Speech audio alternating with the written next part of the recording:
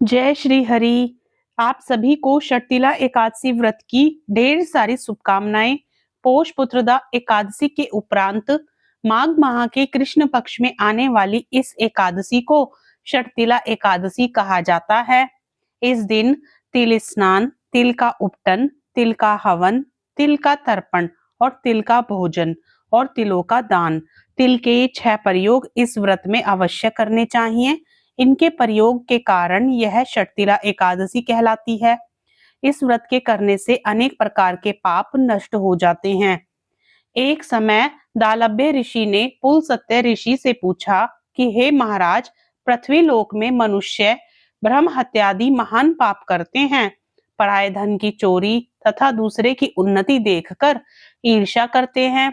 साथ ही अनेक प्रकार के व्यसनों में फंसे रहते हैं, फिर भी उनको नरक प्राप्त नहीं होता। इसका क्या कारण है? वे ना जाने कौन सा दान पुण्य करते हैं जिससे उनके पाप नष्ट हो जाते हैं। यह सब कृपा पूर्वक आप कहिए। पुलस्त्य मुनि कहने लगे कि हे महाभाग, आपने मुझसे अत्यंत गंभीर प्रश्न पूछा। इससे संसार के जीवों का अत्यंत भला होगा। इस भेद को इंद्र आदि भी नहीं जानते, परंतु मैं आपको यह गुप्त तत्व अवश्य बताऊंगा। उन्होंने कहा कि माघ मास लगते ही मनुष्य को स्नान आदि करके शुद्ध रहना चाहिए। इंद्रियों को वश में कर काम, क्रोध, लोभ, मोह, अहंकार, ईर्ष्या तथा द्वेष आदि का त्याग कर भगवान का स्मरण करना चाहिए। पुष्य नक्षत्र में गोबर, कपास, तिल मिलाकर उनके कंडे बनाने चाहिए। उन कंडों से 108 बार हवन करना चाहिए।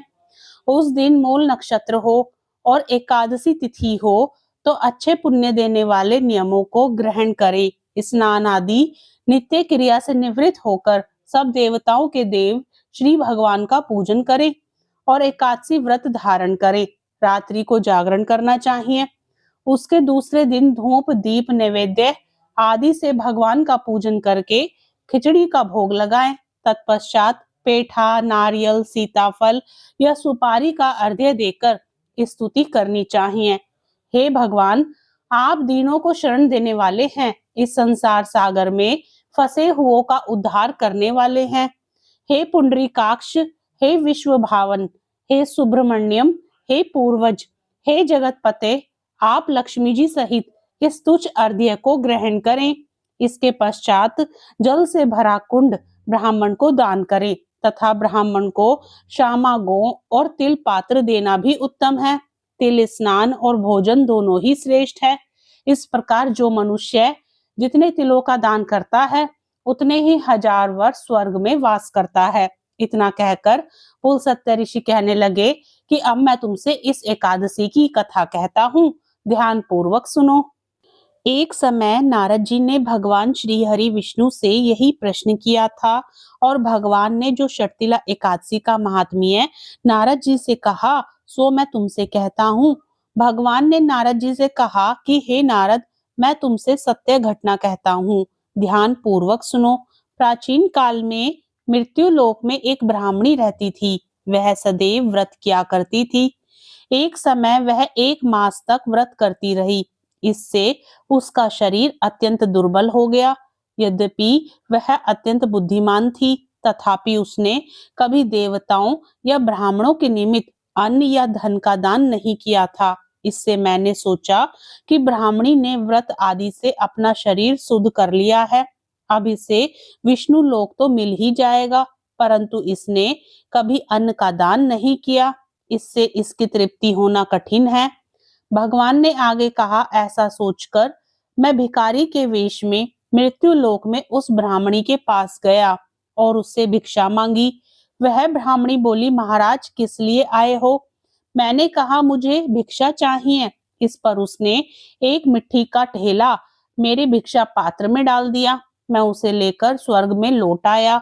कुछ समय बाद ब्राह्मणी भी शरीर त्याग कर स्वर्ग में आ गई। उस ब्राह्मणी को मिट्टी का दान करने से स्वर्ग में सुंदर महल मिला, परंतु उसने अपने घर को अन्न आदि सब सामग्रियों से शून्य पाया।